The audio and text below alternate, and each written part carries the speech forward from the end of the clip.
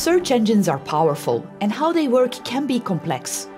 In this section, we will break down how search engines give you access to a ton of content online in a few steps. We can roughly organize a search engine's tasks into 3 main tasks: reading content, indexing content, and retrieving content. Let's start by looking at how search engines read content on the web. On the web, content is connected by way of hyperlinks, or just links for short. These are the links that you can click on, that bring you from one page to the next or help you explore a topic in greater depth. Links are core to the internet and make it easy for you to move around on the web. Google is able to navigate the web by crawling it.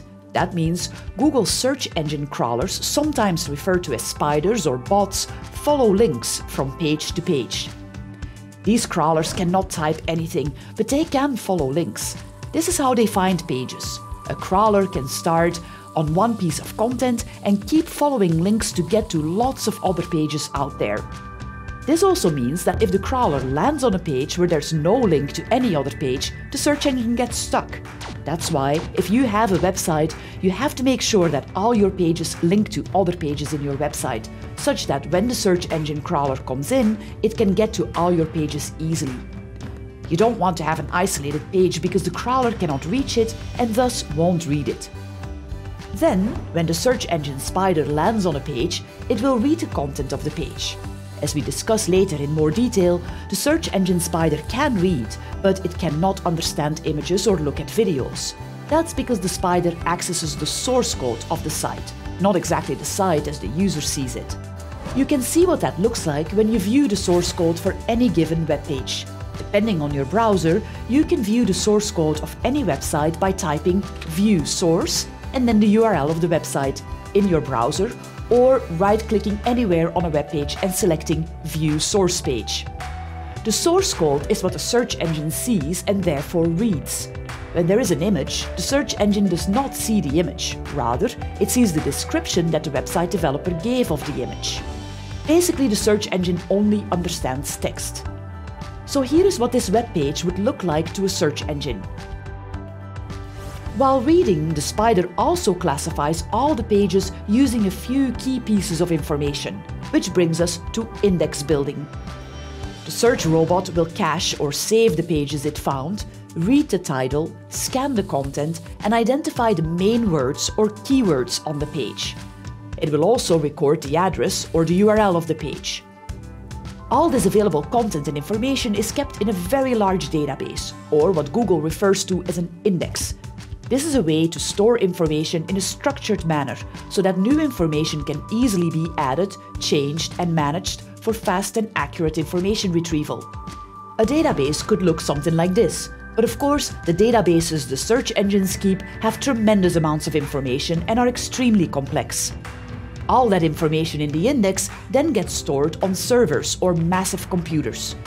The search engines keep super large data centers around the world, centers that have servers or computers to save all this data. Sometimes they are referred to as server farms.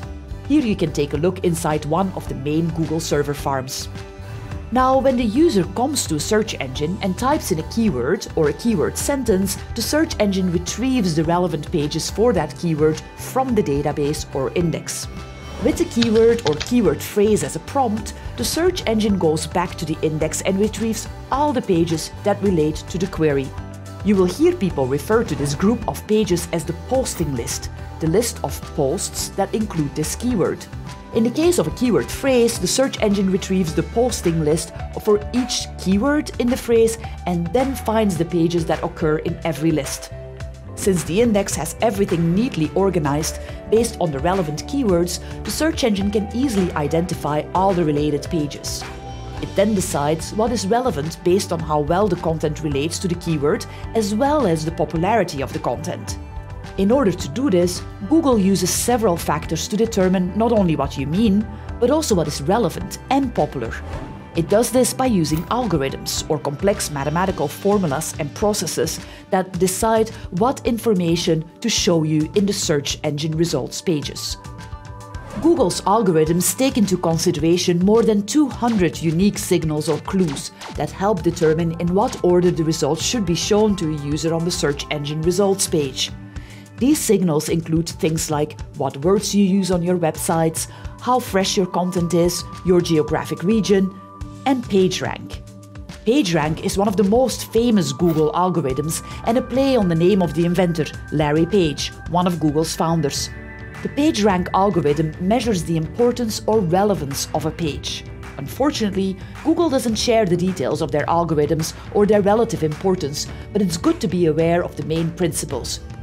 Once a search engine decides that a particular page should be among the results shown and in what order, it will display a short reference to that result. On the search engine's results pages, you get a little snippet of information for every page the search engine found for your keyword.